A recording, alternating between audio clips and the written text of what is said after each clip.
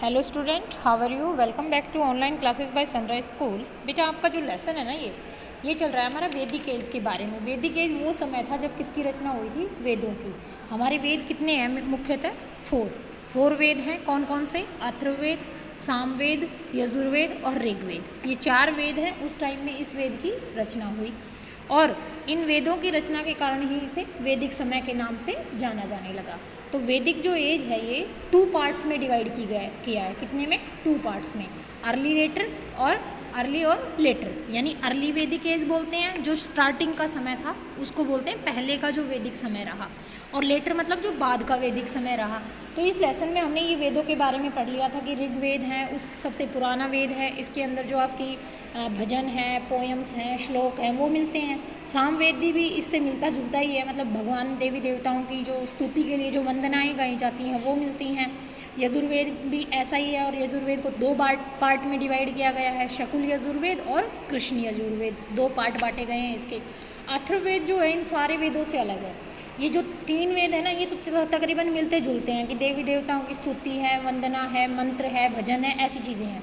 लेकिन अथर्ववेद में जो बुरी आत्माएं होती हैं उन्हें दूर भगाने का, जादू टोना टोटका, ये सब बताया गया है। ठीक है। इसके बाद हमने पढ़ा था कि वैदिक समय जो है, वैदिक समय में दूसरे भी जो ग्रंथ बनाए गए, जैसे कि ब्रह्मांस लिखा गया, ये भी वेद से ही संबंधित है, मतलब वेद से संबंधित बातों को इसमें लिखा गया है। अरण्यक लिखा गया, वो भी जो वेदों की बातें हैं उसको बताता है।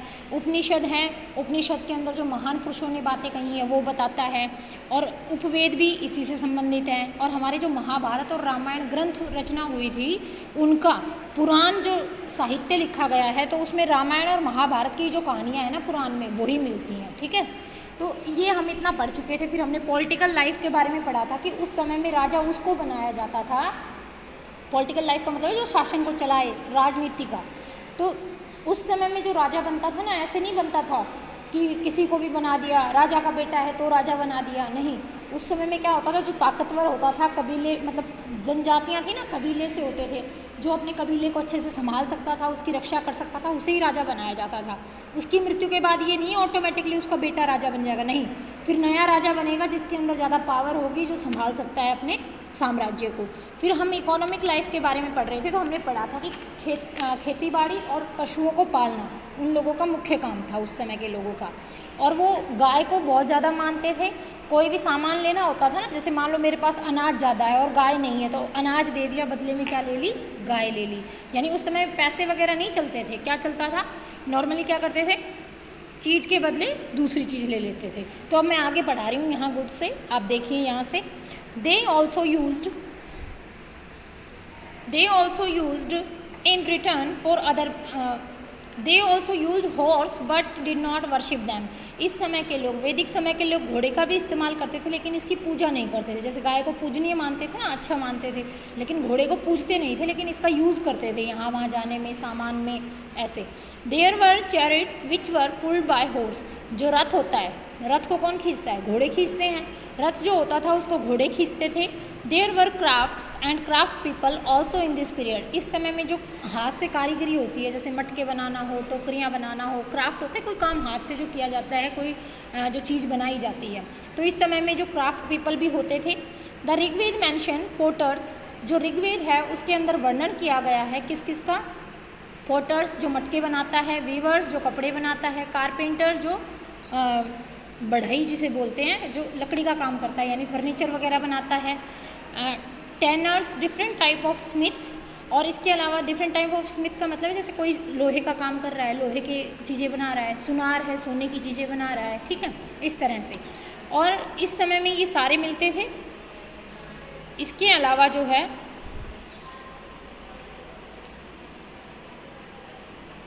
चैरिटी मेकर्स, यानी रथ बनाने वाले होते थे, ज्वेलरीज आभूषण बनाने वाले होते थे। Charity makers had a high status in society. जो रथों का निर्माण करते थे, जो घोड़सवारी के लिए यूज़ होते थे रथ, उसका निर्माण करते थे, उनका जो स्टेटस है, रुतबा है, समाज में बहुत ज़्यादा होता था। अब हम पढ़ेंगे सोशल लाइफ। सोशल लाइफ होता है सामाजिक जीवन, यानी लोग आपस में कैसे रहते थे, क्या क्या उनकी रीति रिवाज थे, परंपराएं थी, कैसे रहते थे। देखिए, the Aryans lived in village. जो आर्य थे वो गाँव में रहते थे, कॉल्ड ग्राम। जैसे हम गांव कहते हैं ना, वो क्या कहते थे उस समय में? ग्राम कहते थे। Each village consist of a number of families, हर गांव में कई फैमिलियां होती थी, कई परिवार होते थे। जैसे अब आप गांव में रहते हो तो बहुत सारे परिवार होते हैं ना, तो एक परिवार बहुत सारे परिवार रहते थे एक गांव के अंदर। The joint family member of 3 और more generation lived in the same house.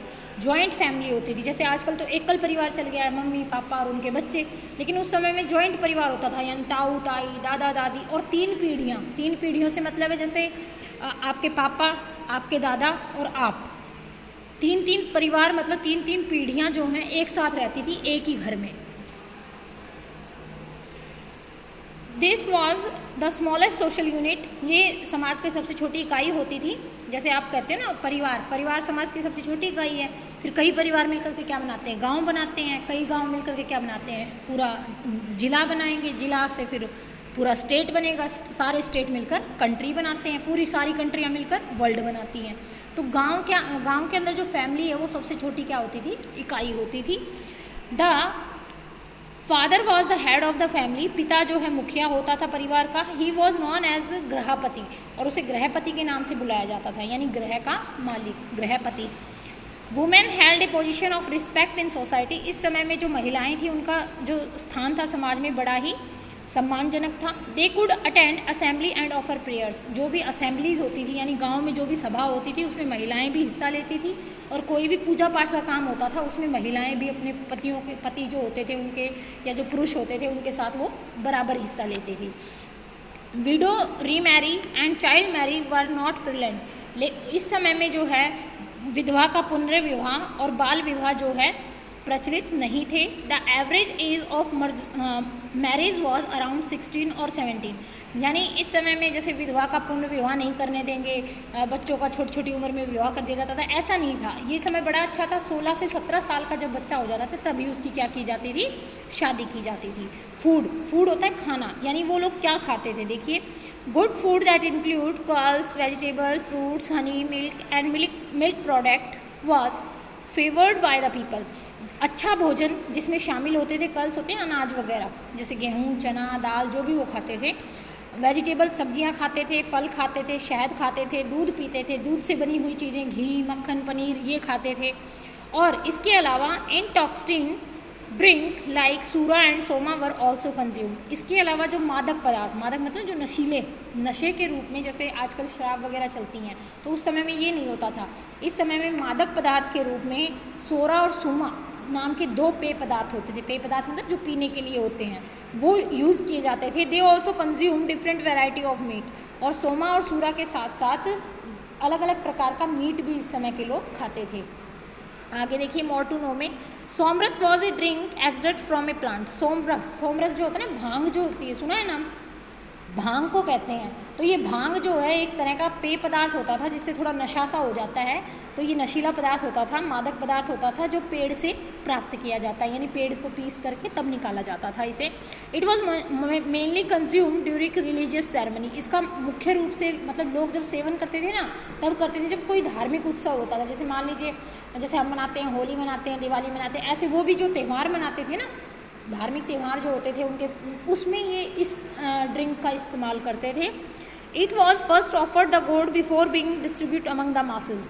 सबसे पहले भगवान को भोग लगाया जाता था, यानी पहले उसको बनाकर तैयार करने के बाद सबसे पहले किसके सामने रखा जाता, भगवान के सामने। उसके बाद जो लोग होते थे, यानी गांव के लोग होते थे, सब में बांट दिया जाता था, जैसे प्रसाद बांटते हैं इस तरह से। आगे देखिए, रिलीजन होता है धर्म। उस समय के लोग धर्म कौन सा मानते थे। In the early Vedic period the dominate mode of worship the god was through reactions of prayers and hymns and the performance of sacrifice और यज्ञ।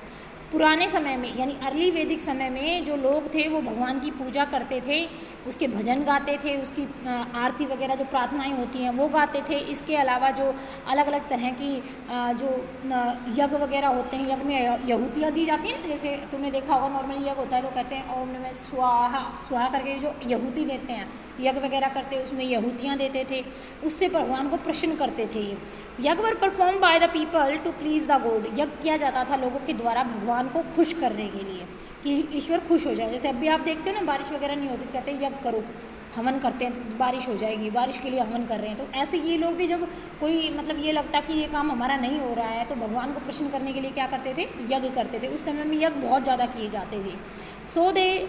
So that they might bistro blessing on them. और वो ये सोचते थे, bistro होता है कि प्रदान करेगा, भगवान हमारे ऊपर क्या करेगा, अपनी दुआएं बरसाएगा, हमें अच्छा आशीर्वाद देगा। इस वजह से वो क्या करते थे, यज्ञ वगैरह करते थे। देयर वर नो टेम्पल, इस समय में ना कोई मंदिर था, nor were there any idol, और ना कोई मूर्तियाँ होती थी, यानी मंदिर और मूर्ति की पूजा नहीं होती थी।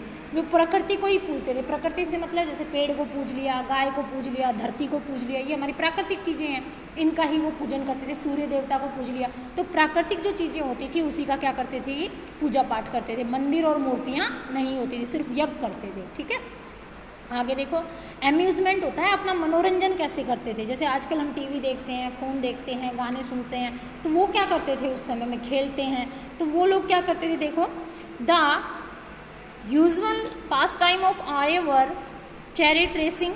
आमतौर पर वो अपना टाइम जो पास करते थे, यानी मनोरंजन का जो समय होता है वो करते थे, तो उसमें क्या करते थे, रथों की दौड़ करवाई जाती थी कि कौन फर्स्ट आएगा। हंटिंग, शिकार करना। ग्लैमिंग, ग्लैमिंग होता है वैसे जुआ खेलना, ठीक है, जुआ खेलते थे। सिंगिंग, गाना गाते थे। डांसिंग, नाचते थे। And playing music instrument. इसके अलावा जो म्यूज़िक इंस्ट्रूमेंट होते हैं, यानी जो संगीत वादक यंत्र होते हैं, जैसे सितार हो गया, तबला हो गया, ये जो चीज़ें हैं ये बजाते थे, बांसुरी वगैरह, इनको बजा करके अपना मनोरंजन करते थे। अमंग द म्यूज़िक इंस्ट्रूमेंट, अगर हम बात करें संगीत के उपकरणों की, द फ्लूट, जो आपकी बांसुरी होती है, the lewd and the drums, और जो ड्रम्स वगैरह होते हैं ये बहुत ज़्यादा उस समय में महत्वपूर्ण थे। तो यहाँ तक बेटा ये लेसन आपको रीड करना है, यही आपका आज का काम है। और लर्निंग में ज्योग्राफी का जो फर्स्ट लेसन है उसके लॉन्ग क्वेश्चन भी साथ में रिवाइज करके आने हैं। फर्स्ट लेसन की एक्सरसाइज शॉर्ट, वेरी शॉर्ट कल मैंने दिए थे, आज लॉन्ग क्वेश्चन भी साथ में करके आने, ये आपका काम है।